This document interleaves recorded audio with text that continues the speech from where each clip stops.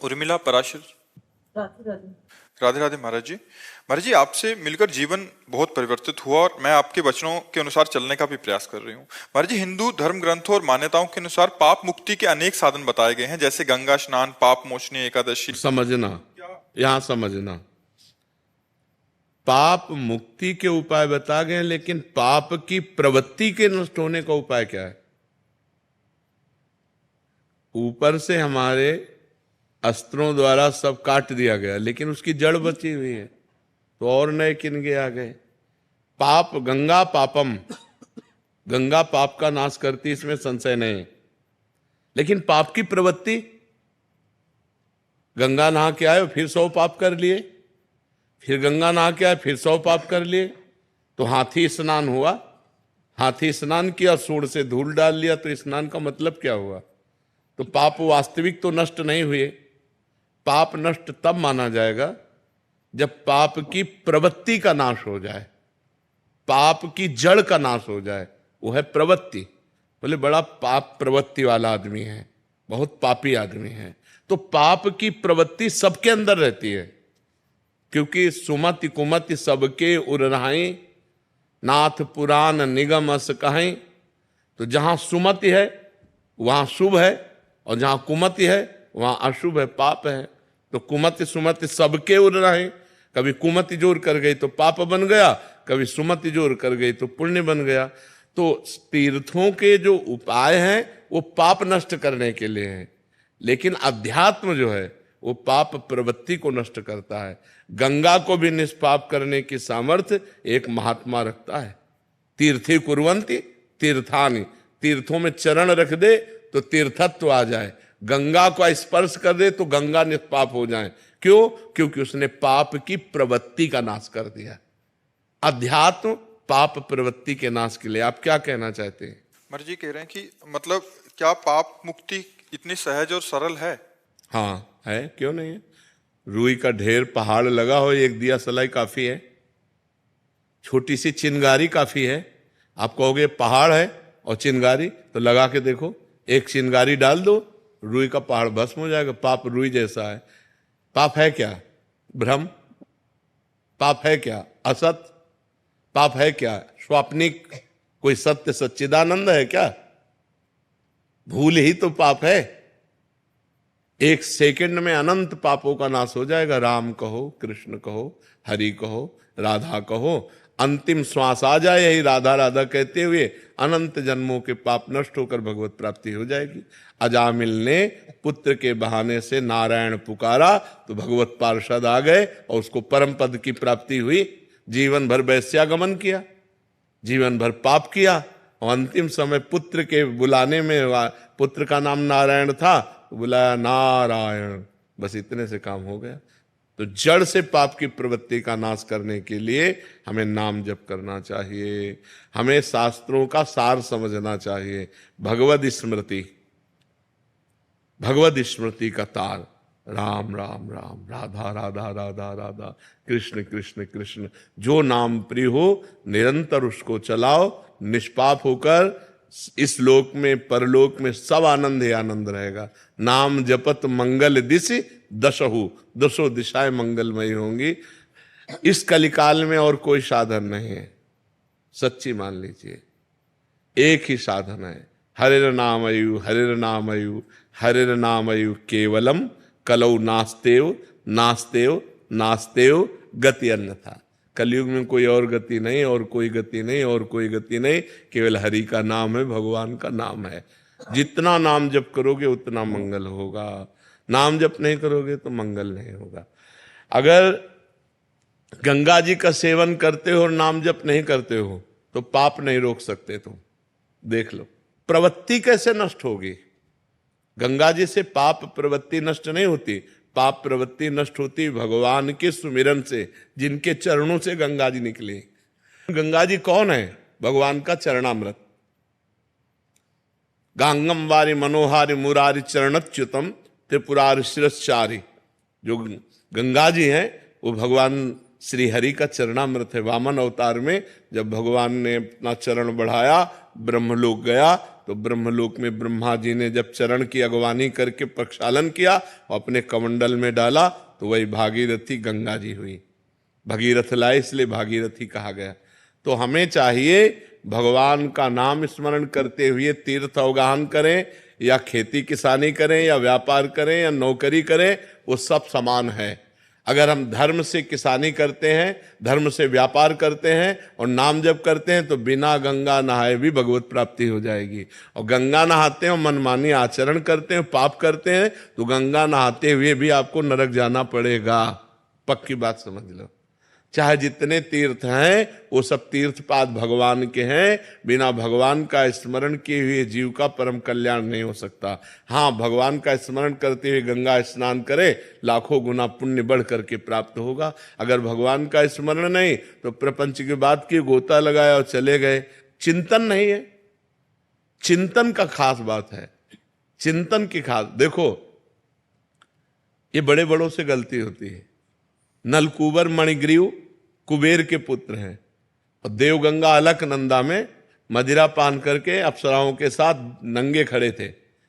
तभी देवर्षि नारद जी ने जब देखा तो बहुत गुस्सा आई और कहा, तुम कुबेर के पुत्र होकर इस तरह अभद्र व्यवहार करते हो, वृक्ष की तरह ऐसे खड़े, जाओ मैं तुम्हें साप देता हूं, वृक्ष हो जाओ, वृक्ष योनि को प्राप्त हो। तो जब वो चरणों में गिरे तो उनका वृक्ष तो बनो पर नंदालय के बनो। तो वही यमलार्जुन के रूप में ब्रज में हमारे प्रकट हुए आकर के। तो जब भगवान श्री कृष्ण को ओखली बंधन लीला हुई, तो वही वो ओखली घसीट कर दोनों वृक्षों के बीच में लगा के उखाड़ करके उनका उद्धार कर दिया। तो अगर भजन नहीं है तो कुबेर के पुत्र हैं, देवताओं में श्रेष्ठ कुबेर जी हैं, उनके पुत्र हैं, लेकिन कितना गलत काम कर रहे हैं। धनाध्यक्ष कुबेर के पुत्र होते हुए भी गंगा जी में नंगे खड़े होकर शराब पीकर अप्सराओं के साथ उद्दंडता, तभी तो देवर्षि नारद जी ने शाप दिया था। तो आप समझो कि अगर आप गंगा जी का सेवन करते हो तो आपके आचरण भी पवित्र होने चाहिए। एक गंगा जी की महिमा सुनी कि गंगा स्नान करने से 100 यज्ञों का फल मिलता है, तो वैश्यागमन करने लगे। तो जब उनसे कोई बात करता तो कहते 100 यज्ञों का फल मिलता है, रोज गंगा नहाता हूं, 1-2 यज्ञ का चला जाएगा वैश्यागमन से, लेकिन हमारे पास बहुत पुण्य है। तो गंगा जी एक दिन उसको ज्ञान देने के लिए बालिका के रूप में एक सफेद कपड़ा लेकर बार बार गंगा जल में डुबोती और फिर ऐसे बालों में गंदा कर देती, फिर गंगा जल में डुबोती। अब वो स्नान करने के लिए गए तो उन्होंने देखा, कहा, ए लड़की, जब तुझे गंदा करना है तो साफ क्यों करती है, और जो साफ करना है तो गंदा क्यों करती है। तो उस समय कपड़ा गंदा ही था।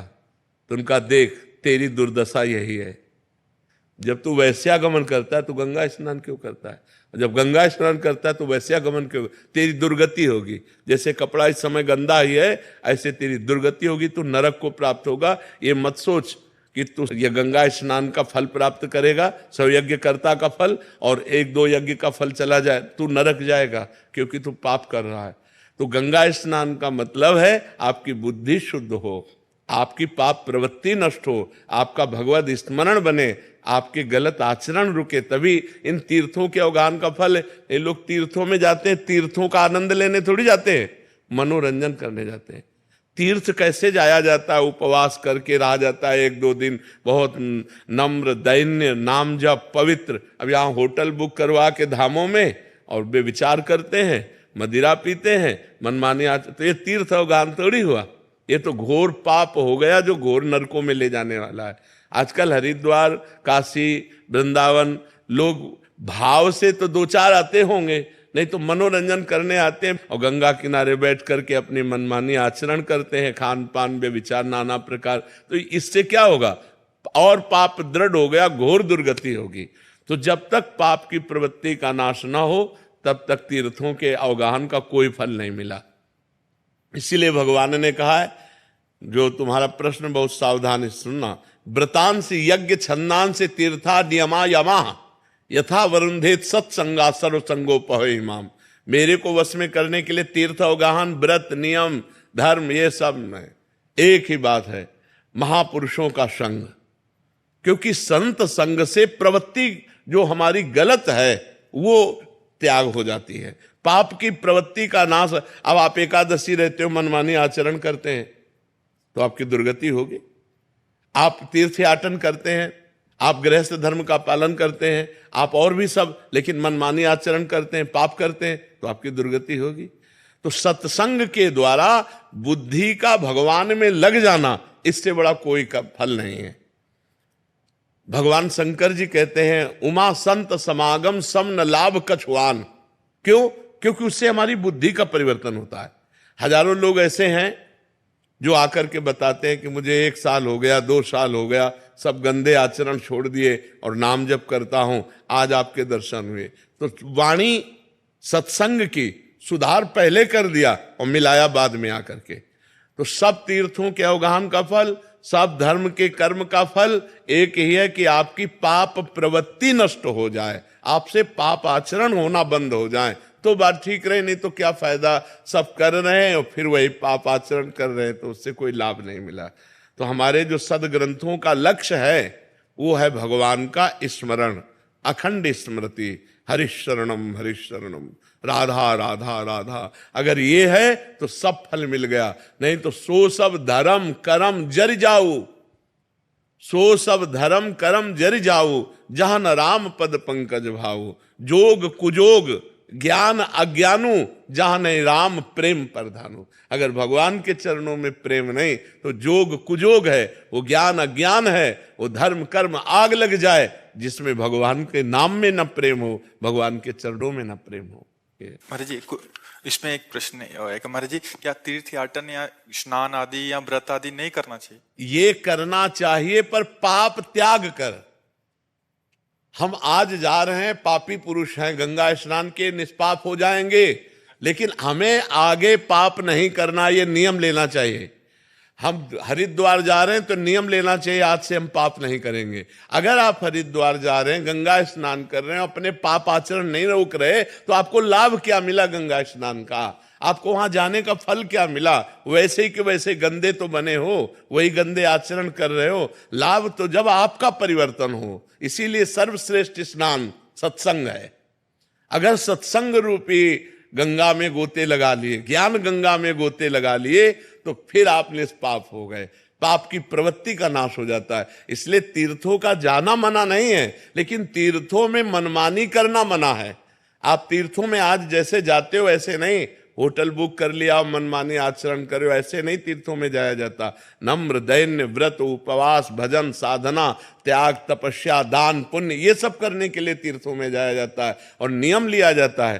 तो बोले भाई देखो, अब हम बद्री नारायण हो आए, अब हमसे झूठ तो नहीं बोला जाएगा। पुराने लोग थे कि भाई हम केदारनाथ हुआ है, बद्रीनाथ हुआ है, अब हम झूठ नहीं बोल सकते क्योंकि हम बद्री नारायण के दर्शन कराए।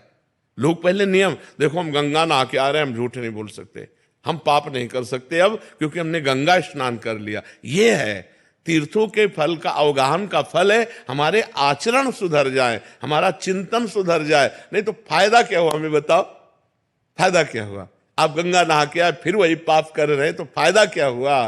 गंगा स्नान का लाभ क्या मिला? गंगा स्नान का मतलब क्या हुआ? वो तो पानी में तुमने गोते लगाया, गंगा स्नान कहाँ किया?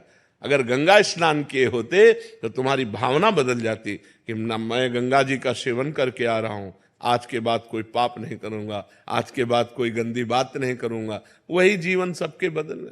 देखो यहाँ धाम आए हो भगवान के, जहाँ करोड़ों गंगा जी समानता नहीं कर सकती, क्योंकि जिनके चरणों से गंगा जी निकली वो स्वयं यहाँ प्रकट हुए, यहाँ खेले, यहाँ उनकी चरण रज, यहाँ उनका संपूर्ण जीवन भगवान का बाल लीला तो भगवान की है संपूर्ण हुई ना। भगवान का वृंदावन धाम है, यहाँ आकर कितना लाभ लोग लेते हैं। बिहारी जी तो ऐसे कर गए, उनके चिंतन में चल रहा है ये खाए वो खाए वो खाए, धाम का आनंद ले रहे हैं क्या? कि यमुना किनारे बैठ करके 1 घंटा नाम कीर्तन किया, बिहारी जी के लिए रो रहे हैं, बिहारी जी का नाम जप कर रहे हैं। एक दिन आकर उपवास किया, पूरे धाम की परिक्रमा की लोटे रज में, और खूब भगवान का नाम जप कर, ये सब लाभ है। ये कहाँ लाभ ले रहे हैं? और पहले यहाँ लोग आते थे तो कपड़े उतार करके ऊपर के और फिर लौटते थे रज में, क्योंकि हमारे शरीर में ब्रजरज लगे, हमारा जीवन पावन हो। यहाँ का क्या चरित्र है, ये भगवान का परम पावन धाम, तो कितने लाभ ले जाते हैं। नुकसान ज्यादा कर जाते हैं। अब मसाला खाए चल रहे हैं, परिक्रमा मार्ग में थूक दिया, अब कोई भजनानंदी महात्मा जा रहा है भजन करते, उसका पैर पड़ा, तुम्हारे सारे पुण्य नष्ट हो गए। आप चाट पकौड़ी खाए, दोना फेंक दिए, कोई भजनानंदी वैष्णव और उसका जूठा तुम्हारा दोना उसके पैर में लगा, तुम्हारे पुण्य नष्ट हो गए। अब ये कौन जानता है? तो धाम आए तो बहुत पवित्रता पर, तीर्थों में जाए बहुत सौभाग्य, लेकिन वहां कैसे रहना चाहिए, ये वहां हमसे पाप ना बन जाए, आगे हमसे कोई पाप ना हो जाए, ये सावधानियां रखनी चाहिए।